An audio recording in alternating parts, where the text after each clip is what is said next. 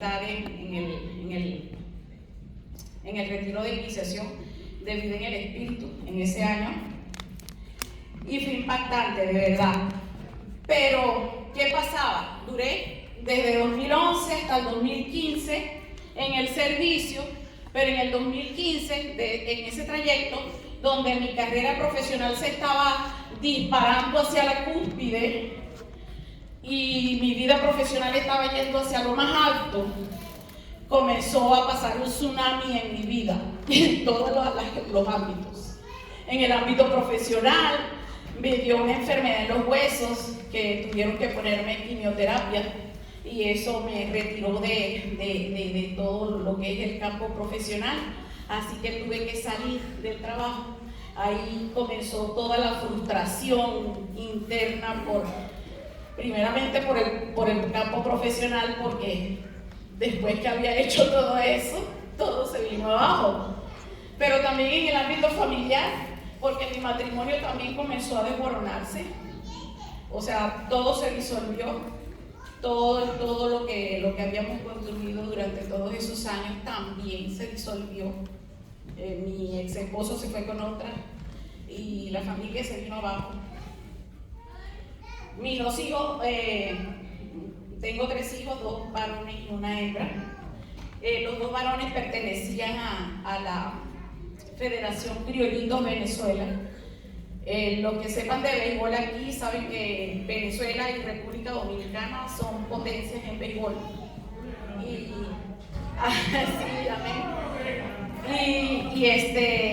Y el semillero de los peloteros venezolanos es Criollitos Venezuela. Mis hijos pertenecían a esa selección, a esa federación, y mi hija pertenecía a la Fundación Orquesta Sinfónica Venezuela. Era como que lo más laureado a nivel internacional en el ámbito musical. Entonces, bueno, estudiaban en el colegio Adoradoras del Santísimo Sacramento, para la gloria de Dios. Porque cuando comencé a pasar por todo ese tsunami, que toda mi vida se volvió un caos, ahí era donde yo me refugiaba, en el Santísimo del colegio. Cuando yo iba a llevar a mis hijos al colegio, ya no estaba trabajando por la enfermedad que tenía, entonces yo me quedaba todos los días en misa y luego adoración. Entonces comulgaba todos los días, me confesaba todas las semanas, y así fui pasando todo ese proceso. Lloraba muchísimo, yo no sabía qué pasaba, yo no entendía nada, yo sentía que iba en un túnel oscuro y toda mi vida se desmoronaba, ¿verdad? Pero yo comencé a tener el apoyo de mucha gente de oración dentro de la Renovación Carismática allá en Venezuela, y orábamos mucho. Entonces, en el año, esa prueba fuerte, fíjense que el Señor dice que si te preparas para servirme, prepárate también para la prueba. Yo comencé a servir en el 2011, pero todo el tsunami comenzó en el 2015, porque el Señor avisora el mal de lejos. El Señor me invitó primero, porque el Señor sabía lo que venía. No es que me tocó vivir eso porque comencé a servir al Señor, es que yo iba a vivir eso y el Señor me lo avisó primero, ¿verdad?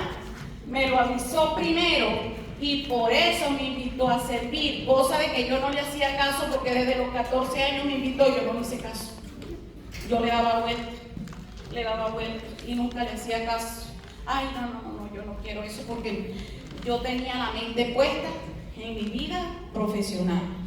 Yo quería ser científica, yo quería ser ingeniero, yo quería ser... Eso era lo que mi vida se centraba en mi carrera, en mi familia, en mi trabajo, así, ¿verdad? Entonces, ¿por qué les digo esto? Porque este testimonio da prueba de todo lo que el Señor quiere para nuestra fe. El Señor quiere que sea resistente. Y eso era lo que el Señor me puso a resistir desde el 2015. Desde el 2015 a resistir, pero duro, fuerte. Eso era una cosa que no paraba. Era un sufrimiento que no paraba. Era muy duro. Desde Luego que fuera inquebrantable, que aunque me estuvieran pateando, porque recibí muchísimas humillaciones por todas las vías, por redes sociales, por todas las vías. Ustedes no se imaginan, siendo yo la esposa, yo recibí las patadas de la otra. O sea, eso fue algo bien duro. Sin embargo, bueno, que Dios los bendiga. Yo oro mucho por todo, porque sé que el enemigo hace desastre con el que no está bien agarrado. Entonces, la que estaba bien agarrada era yo, pero mi ex esposo no. Entonces, por eso el enemigo hizo lo que quiso con él. Entonces, bueno, tenía que crecer rápido y fortalecerme para dar frutos, para crecer y dar frutos. Tenía que ser genuina y auténtica, porque no podía estar yo, un día creía y el otro día no, porque yo salía bien de la iglesia, salía bien de la oración, de la adoración del Santísimo, pero cuando yo llegaba a la casa, ya yo llegaba down, ya yo llegaba que no podía, nada podía. Entonces, la fe tiene que ser auténtica, tiene que ser fuerte, tiene que ser inquebrantable, que aunque te esté pasando lo que sea, tú tienes que saber que el Dios Todopoderoso está contigo y está trabajando por ti. Amén. Entonces, para esto yo quiero traerles en este momento la palabra de Eclesiástico capítulo 2, que dice así: Hijo mío, si tratas de servir al Señor, prepárate para la prueba. Fortalece tu voluntad y sé valiente, para no acordarte cuando llegue la calamidad. Aférrate al Señor y no te apartes de Él. Así, al final tendrás prosperidad. Acepta todo lo que venga y sé paciente si la vida te trae sufrimientos, porque el valor del oro se prueba en el fuego y el valor de los hombres en el horno del sufrimiento. Confía en el Señor y Él te ayudará. Procede rectamente y espera en Él.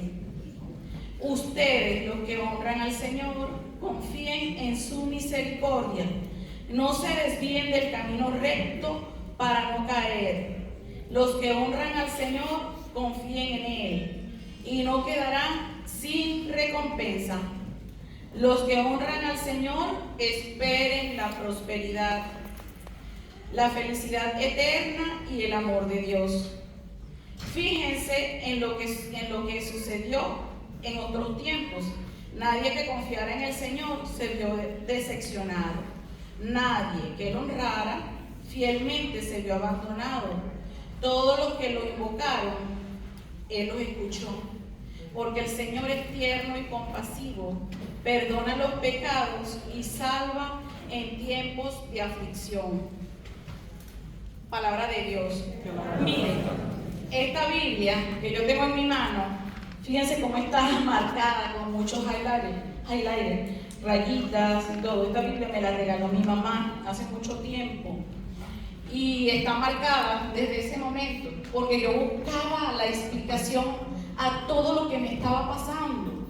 Entonces leía la palabra, pero por todas partes. Yo leía, porque yo quería buscarle la explicación a todo. Quería saber por qué me está pasando esto a mí. No era lo que da la madurez espiritual, dice para qué me está pasando, pero yo en ese momento decía, ¿por qué me está pasando a mí? Si yo no estoy haciendo nada malo, ¿por qué a mí? Entonces yo buscaba la explicación en la palabra, pero mientras tanto el Señor me estaba formando, porque durante todo ese tiempo yo estuve formándome en todo tiempo, en los retiros, en la lectura de la palabra, en todo lo que concierne a la formación. Entonces, ¿qué pasa?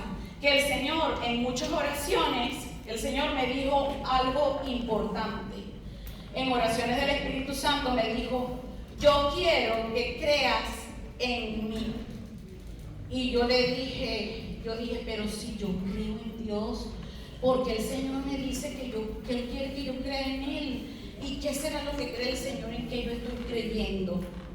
Ahora yo les pregunto a ustedes, ¿ustedes creen en Dios? Amén. Sí, ¿verdad? Bueno, resulta que no es creer en Dios, es creerle a Dios. Es creerle a Dios. ¿Qué quiere decir eso? Que lo que Dios te dice en su palabra, eso es lo que tú vas a proclamar. Que lo que Dios te dice en su palabra, eso es lo que tú vas a responder. Porque el enemigo te puede engañar, el enemigo te habla de cualquier manera. Te habla inclusive a través de hermanos que te dicen, el Señor te dice tal cosa, y resulta que te está tirando para el piso. Pero si tú no estás verdaderamente preparada en la palabra, o preparado en la palabra, te vas para el piso. Entonces el Señor me decía, yo creo que me creas a mí, a lo que te digo yo, no le creas al enemigo, créeme a mí. Y comencé yo a entender qué era lo que el Señor me quería decir con creerle a Él. Entonces allí viene la exigencia de la fe. Entonces, ¿por qué tenemos que depender de eso? ¿Por qué tenemos que depender de lo que Dios nos exige para creer en Él? Por esta razón, miren lo que dice el mismo Eclesiástico. Dice, confiar plenamente en lo que el Señor te dice, no creerle a Dios. Es decir, haz como la Virgen María. Ella es el fiat, ella es el soy la esclava del Señor, hágase en mí según tu palabra, no lo que dice el vecino o lo que sea, o el horóscopo o lo que sea, es lo que dice tu palabra, ¿verdad? Lo otro, debes ser obediente para recibir lo que el Señor te promete, y eso es lo que nos cuesta mucho. La obediencia trae la bendición. Tienes que ser obediente, como la fe de Abraham, como la fe de María. Obediencia total a la palabra del Señor. El Señor me dijo en el 2015, a finales, me dijo, te separaré de tu familia y de tu parentela, a través de la oración, la misma oración de Abraham. Te separaré de tu familia y de tu parentela y te llevaré a una tierra donde fluye leche y miel. Pero tienes que ser valiente y no te separarás de mi libro, y yo te acompañaré donde quiera que tú vayas. Amén. Amén. Un aplauso para el Señor. Por esa razón, por ser obediente a esa palabra, hoy yo les estoy hablando a ustedes. Porque yo me vine de mi tierra sola, sin dinero, sin que nadie me esperara, confiando en la promesa que el Señor me había hecho. Y por eso yo estoy aquí. Debe ser una fe con obras, como dice Santiago 2:14. ¿Qué significa eso? Tienes que dar el paso de fe. Si tú vas a hacer algo, o si tú tienes algo y el Señor te da una palabra, tienes que dar el paso de fe. Porque si tú no tienes fe, si tú no das el paso de fe, tú no le estás creyendo al Señor. Y eso fue lo que yo hice. Di el paso de fe. Agarré mi maletica y agarré mi vuelo y me fui para la República Dominicana. Y de la República Dominicana agarré mi vuelo y me vine para los Estados Unidos. Y le creí al Señor. Amén. Di el paso de fe. Que si he sufrido muchísimo, he pasado mil cosas, mil sufrimientos, pero di el paso de fe, porque el Señor me dijo, yo no te desampararé.